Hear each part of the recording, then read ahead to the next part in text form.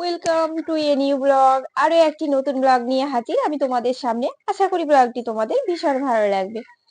আসসালামু আলাইকুম। কেমন আছো আমার প্রিয় সকল বন্ধুরা? আশা করি তোমরা সকলে অনেক অনেক ভালো আছো, আনন্দে আছো, সুস্থ আছো।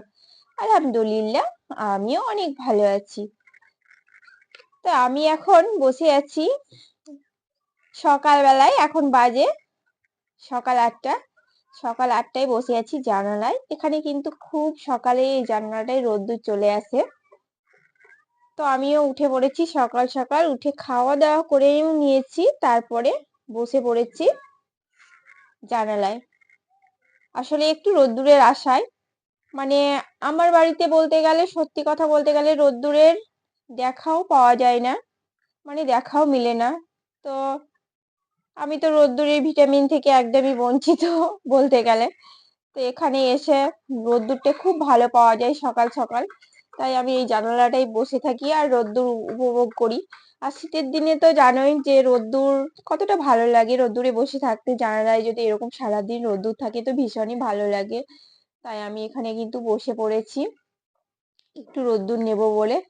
আর আমি, তোমরা হয়তো আমার হাতে এই বড় চাকুটা দেখে ভাবছো যে আমি এটাতে কি করব, চাকু মুছছি। ভয়ের কোনো কারণ নেই। আসলে চাকুটা দিয়ে আমি একটা কাজ করব, যেটা হচ্ছে আমি একটা মজাদার খাবার বানিয়েছি, সেটাই এই চাকুটা দিয়ে কাটবো। তো তোমাদেরও অবশ্যই আমি দেখাবো যে কি মজাদার খাবার বানিয়েছি। আসলে শীতে যে এই খাবারটা খায় না, সে কিন্তু জানেই না যে কতটা ভালো লাগে শীতের আমেজে এ ধরনের খাবার। তো চলো দেখো আমি কি খাবার বানিয়েছি, সেটাই এখন কাটবো।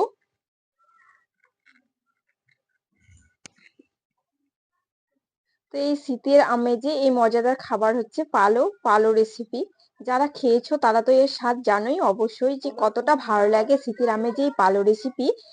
আর যারা না খেয়েছো তারা অবশ্যই একবার খেয়ে দেখবে। আমি আমার নেক্সট কোন রেসিপিতে দিয়ে দেবো এই পালো রেসিপি। আর এটা খুব সহজেই বানানো যায়, আর এটা খেতে কিন্তু অসাধারণ লাগে। তো তোমাদের তো আমি দেখালাম পালো। তো এখন আমি পালোগুলোকে কেটে নেব। আর এই পালোটা কি দিয়ে বানিয়েছি তোমাদের একটু বলে দিই। খেজুর গুড় দিয়ে, একদমই গ্রামের টাটকা, মানে খেজুর রস দিয়ে যে খেজুর গুড়টা বানানো হয়, সেই খেজুর গুড় দিয়ে বানিয়েছি এই পালো রেসিপিটা। আসলে এটা গুড় দিয়েও বানানো যায়, কিন্তু গুড় দিয়ে বানালে কি হয় বলতো, খেতে অতটা ভালো লাগে না। আর যদি এই খেজুর গুড় দিয়ে বানানো যায়, অসাধারণ সুন্দর একটা ফ্লেভার আসে, দারুণই একটা মন ভরা ফ্লেভার। আর তাতে করে খেতে কিন্তু দারুণ লাগে। তো এখন আমি দেখো একদম বরফি সাইজে চৌকো চৌকো করে পালোটাকে কেটে নেব। আর দেখো কতটা সুন্দর লাগছে। এটা দেখতে যতটা সুন্দর হয়, খেতে কিন্তু ততটাই ভালো লাগে। আমি কিন্তু শীতের আমেজে প্রতিবার এই পালোর রেসিপি বানিয়ে থাকি। পালো যদি এই শীতের আমেজে না খাওয়া যায়, তাহলে মনে হয় যেন কিছুই খেলাম না। পালো তো শীতের সময় মস্ট, একদম চাই চাই। তো এখানে আমি পালোটাকে, সব পালোগুলোকে কেটে নেব।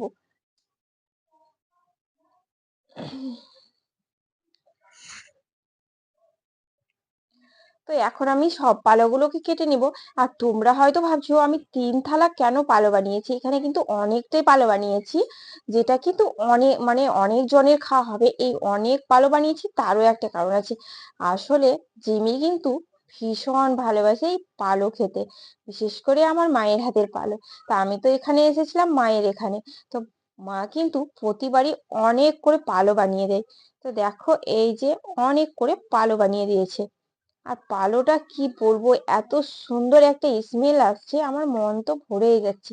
আমি যেন মনে হচ্ছে সবটাই খেয়ে নিই একাই একাই নিয়ে যাওয়ার আগে।